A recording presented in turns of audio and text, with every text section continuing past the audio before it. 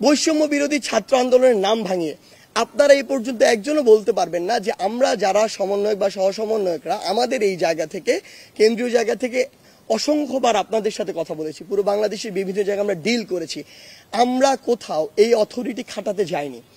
আমরা আমাদের জায়গা থেকে যদি কোথাও কথা বলেছি, আমরা বলেছি যেটি ন্যায্য, যেটি ন্যায়সঙ্গত সেটি যেন বাস্তবায়ন হয়। সুপারিশ করতে আমরা কোনো সময়ই স্বাচ্ছন্দ্য বোধ করি না, আগ্রহী না, আমরা করব না।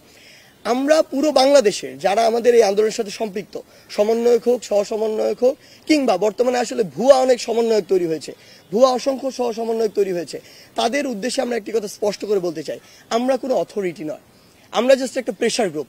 আমরা বলতে পারি এই জায়গায় দুর্নীতি হচ্ছে, এই দুর্নীতিবাদকে সরাতে হবে, আমরা সরিয়ে দিতে পারি না, সেই অথরিটি আমাদের নাই। আমরা এটা বলতে পারি যে এই মানুষটি দুর্নীতি করেছে, তার দুর্নীতির এই এই কাজগুলো রয়েছে। আমরা কিছু জায়গায় দেখছি যে তারা পদত্যাগের জন্য বাধ্য করার সংবাদ পাচ্ছে, আমরা বিশ্বাস করি তারা আমাদের কেউ নয়, তারা আমাদের স্পিরিটও ধারণ করে না, কারণ এখন অসংখ্য ভুয়া সমন্বয় তৈরি হয়েছে। সময়টা দৌড়াবে, প্রাণডাল মুঠোই মুঠোই সময় পার। 5ই আগস্টের গণ অভ্যুত্থানের পরে আমরা পুরো বাংলাদেশে সমন্বয়ের টিম দেইনি, কিন্তু আমরা অসংখ্য সমন্বয়ের টিম দেখছি যারা 5ই আগস্টের পরে নিজে নিজে এই টিমগুলো দিয়েছে এবং তারা তাদের মতো করে বিভিন্ন কাজ করছে।